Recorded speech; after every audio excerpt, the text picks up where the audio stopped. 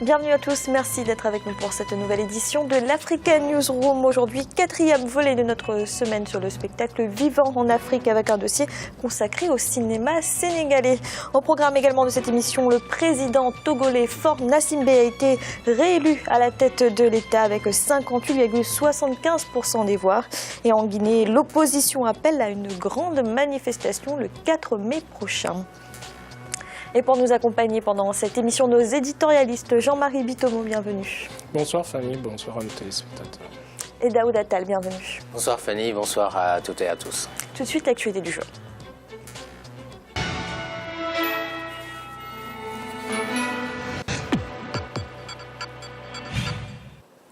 Le président togolais Faure Gnassingbé a donc été réélu à la tête de l'État. Selon la commission électorale, il comptabilise 58,75% des voix. Son principal opposant, Jean-Pierre Fabre, a rejeté les résultats.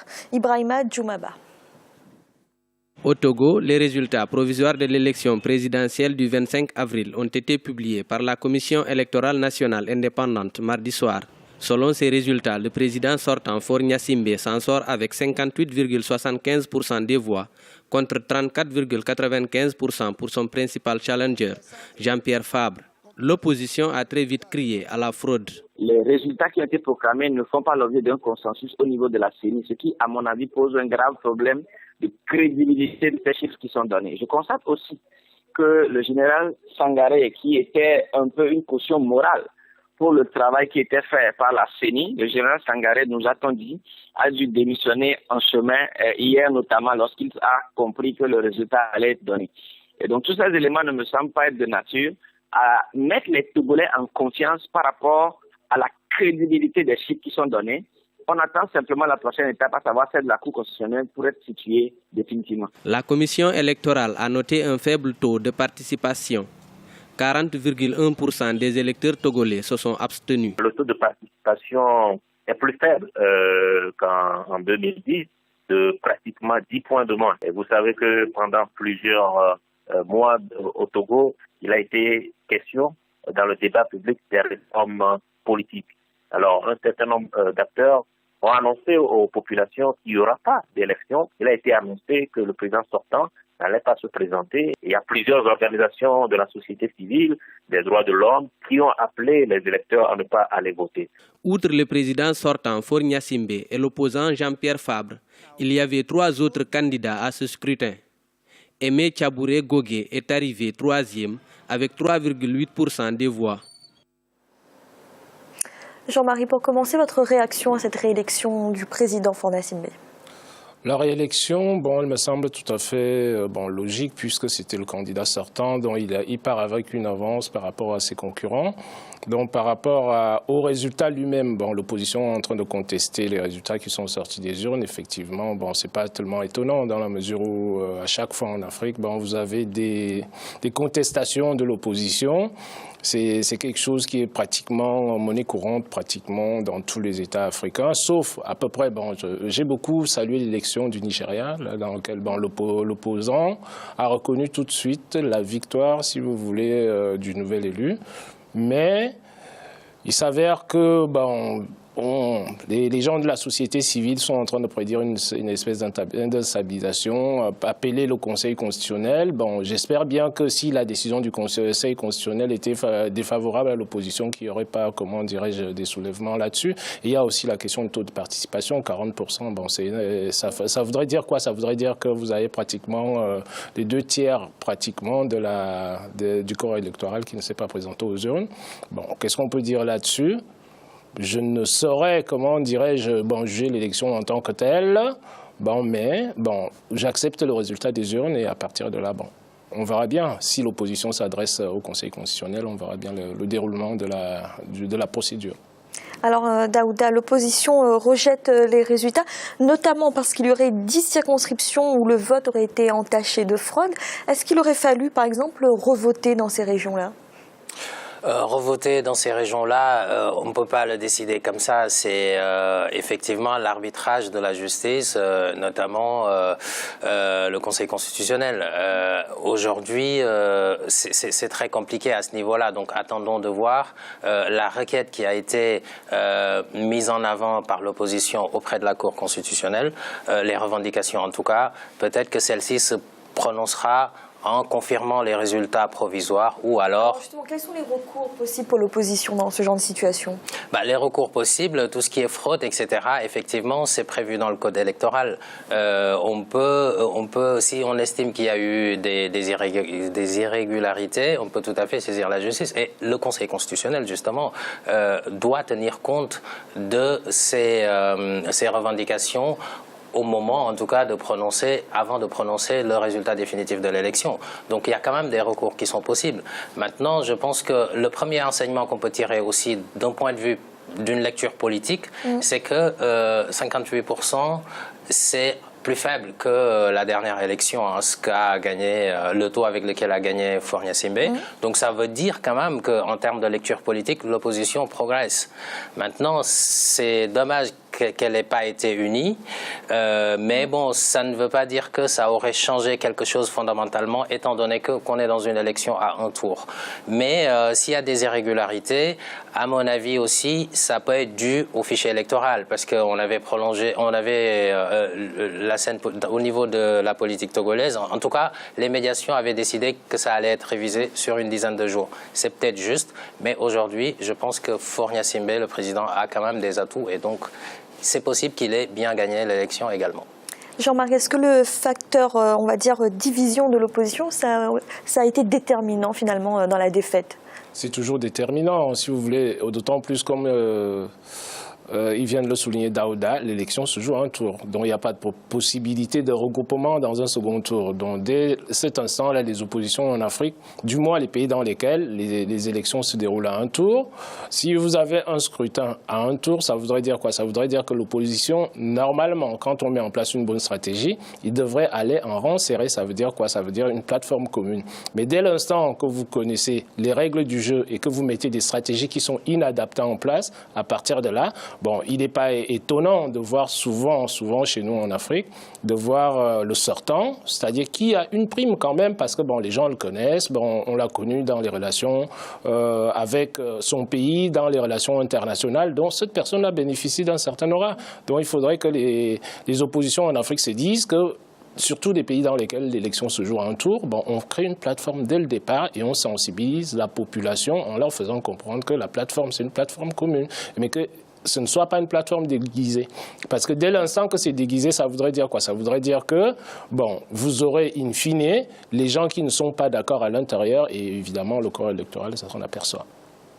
Merci. Dans l'actualité également, en Guinée, l'opposition prévoit une grande manifestation le 4 mai prochain. Les partis de l'opposition réclament toujours une révision du calendrier électoral. Ils demandent que les élections locales soient organisées avant la présidentielle du 11 octobre prochain. Ibrahim Ndiaye.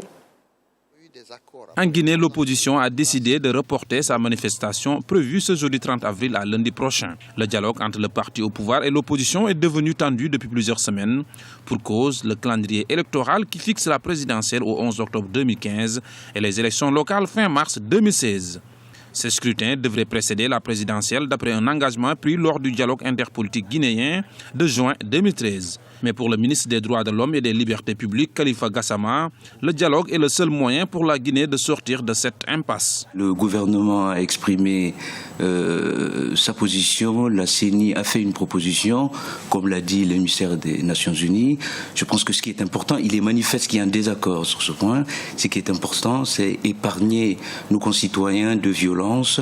Nous savons que les manifestations produisent toujours des violences en Guinée, endeuillent les familles. Ce qui est important, c'est d'aller au dialogue, discuter et se mettre d'accord sur ce qui serait bon et pour la stabilité du pays et pour la continuation de notre processus de démocratisation. Il y a un désaccord, le gouvernement a tendu la main, l'opposition, et je profite de l'occasion pour encore lancer une nouvelle fois un appel dans ce sens, il faut aller autour de la table de discussion et du dialogue. C'est autour de cette table que des décisions définitives et finales pourraient être trouvées. Le ministre des Droits de l'Homme et des Libertés publiques déplore ce climat tendu qui menace la paix sociale dans le pays.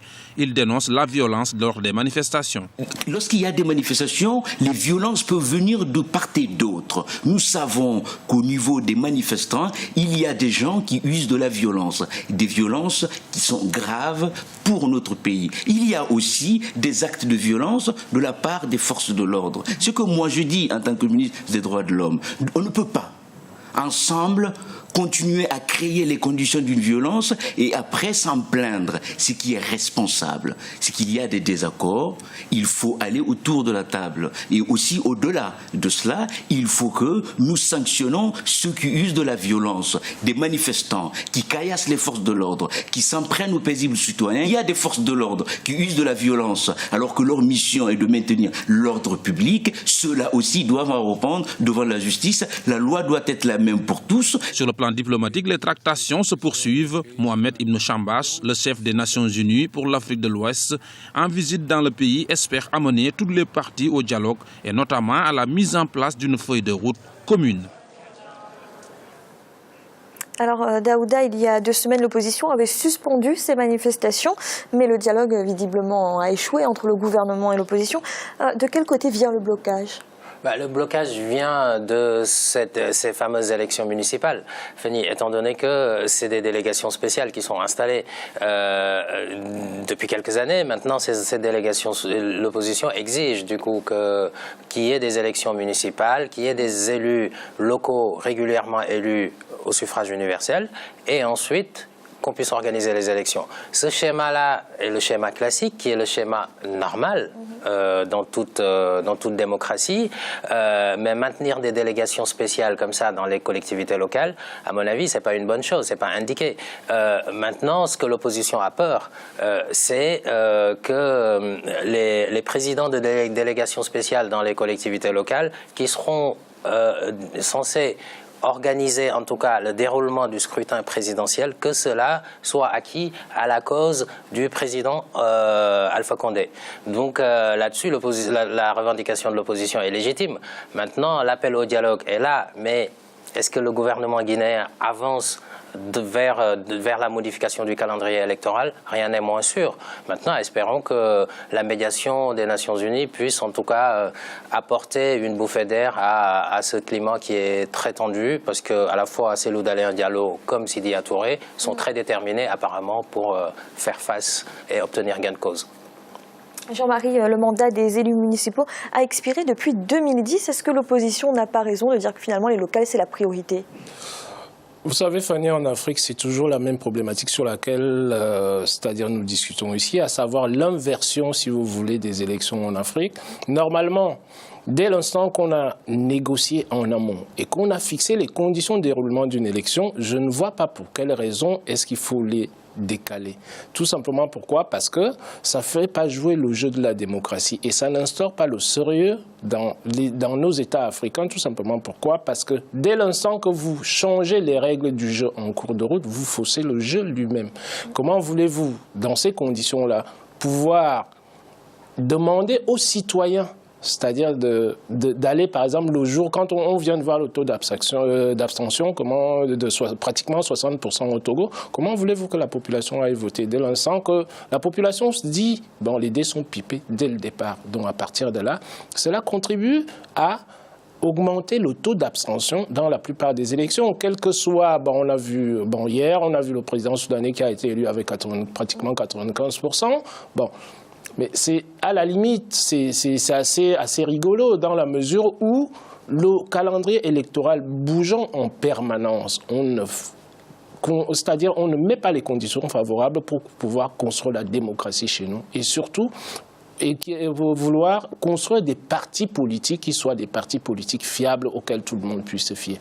Quand on rentre en politique, et quand vous avez différents partis, c'est l'alternance, c'est-à-dire à laquelle pratiquement, quand on crée un parti politique, c'est pour se retrouver au pouvoir un jour. Mais si les règles du jeu sont bloquées d'un côté, il me semble que c'est quelque chose qui n'est pas bon pour les États africains. Tout simplement pourquoi? Parce que ça fait pratiquement 5 ans, ça fait une mandature supplémentaire. Donc à partir de là, j'espère bien qu'on va gommer progressivement, si vous voulez, ces imperfections-là qui font en sorte que, en termes de démocratie, on se retrouve toujours avec surtout les violences qui risquent d'y avoir. Et c'est ça, bon, par rapport à la population, j'estime quand même qu'il faut que nos dirigeants apprennent à devenir beaucoup plus responsables. Merci. Nous allons marquer une courte pause un instant, la deuxième partie de l'Africa Newsroom. À tout de suite.